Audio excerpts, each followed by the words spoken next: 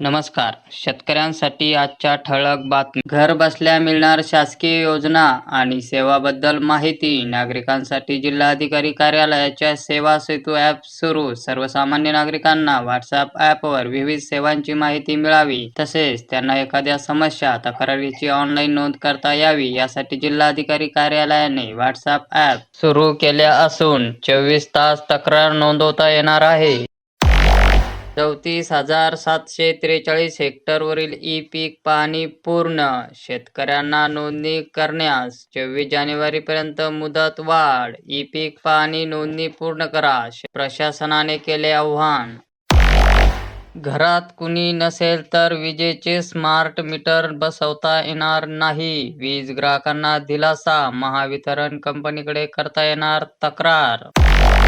जिल्ह्यात कुणाचाही आधार नसलेल्या महिलांना सरकार मदतीचा हात देणार. विविध प्रकारच्या योजना सरकारतर्फे राबवण्यात येणार असून आता महिलांना सरकारकडून मिळाला दिलासा. सहलीसाठी हीच बस घेऊन जा, नाहीतर होणार कारवाई. विद्यार्थ्याच्या सुरक्षतेसाठी उचलले पाऊल. परिवहन विभागातर्फे नवी नियमावली लागू. तूर शेंगाचे भाव वधारले. 100 रुपयांना 1 किलो. सोयगावच्या बाजारात वाढली मागणी. पीक विमा नुकसान भरपाईसाठी ई-पीक पाहणी आता बंधनकारक असणार. 15 जानेवारीपर्यंत दिली गेली मुदत वाढ. लाडक्या बहिणींना मिळाला दिलासा. अर्ज त्रुटीमुक्त करता येणार. ई-केवायसी प्रक्रियेसाठी पुन्हा मिळाली संधी. अर्ज भरताना चुका केल्या असल्यास 31 डिसेंबरपर्यंत चुका दुरुस्त करता येणार. जळगाव जिल्ह्यातील अपडेट. प्रकाश महाजन मनसे सोडून शिंदे सेनेमध्ये झाले दाखल. उपमुख्यमंत्री एकनाथ शिंदे यांच्या उपस्थितीत मुंबईत झाला प्रवेश. चांदीने केला नवा विक्रम. आंतरराष्ट्रीय बाजारात तुटवडा. चांदीत 11,330 रुपयांची ऐतिहासिक उसळी. डिसेंबर महिन्याच्या 26 दिवसात 55,620 रुपयांनी वाढली चांदी.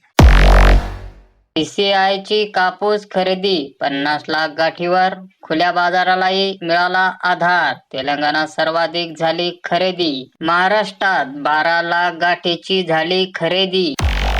बांगलादेश भारतातून घेणार 50,000 टन तांदूळ. बांगलादेशमधील अंतरिम सरकारचा निर्णय.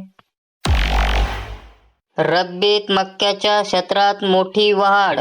पेरणी अंतिम टप्प्यात. सूर्यफुलाचा पेरा घटला. कृषी विभागाची माहिती. यंदा दमदार पावसामुळे मका पिकाने गहू, हरभरा या प्रमुख पिकांना टाकले मागे. राज्यात आतापर्यंत 92% पेरण्या पूर्ण. शेतकऱ्यांचे नुकसान टाळून सोयाबीनची खरेदी करावी. सहकार मंत्री बाबासाहेब पाटील यांचे आवाहन. लातूर जिल्ह्यातील बातमी.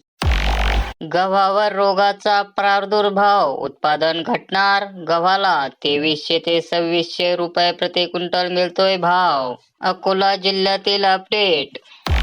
रब्बी पीक स्पर्धेत जिंका 50,000 रुपयांची बक्षिसे. शेतात घाम गाळून पिकांचे विक्रमी उत्पादन घेणाऱ्या शेतकऱ्यांच्या कष्टाचे आता चीज होणार आहे.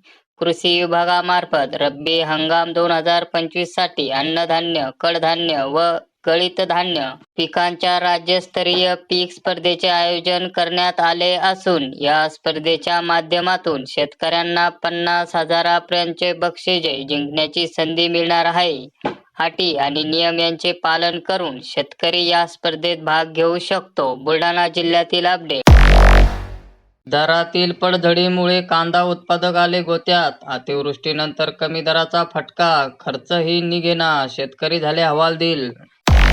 छत्रपती संभाजीनगरमध्ये अॅग्रोवनचे कृषी प्रदर्शन 9 जानेवारीपासून सुरू. कृषी तंत्रज्ञान, अवजारे, स्मार्ट शेती क्षेत्रातील नामवंत कंपन्यांनी घेतला सहभाग.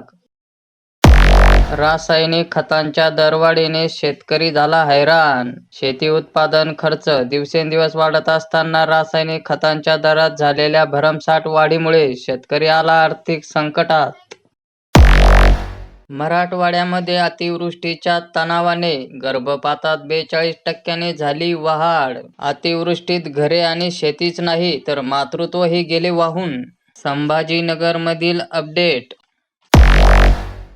थंडीने हरभरा गव्हाचे उत्पादन वाढणार, रब्बी पिकांच्या वाढीसाठी थंडी ठरली वरदान, बळीराजा झाला आनंदी.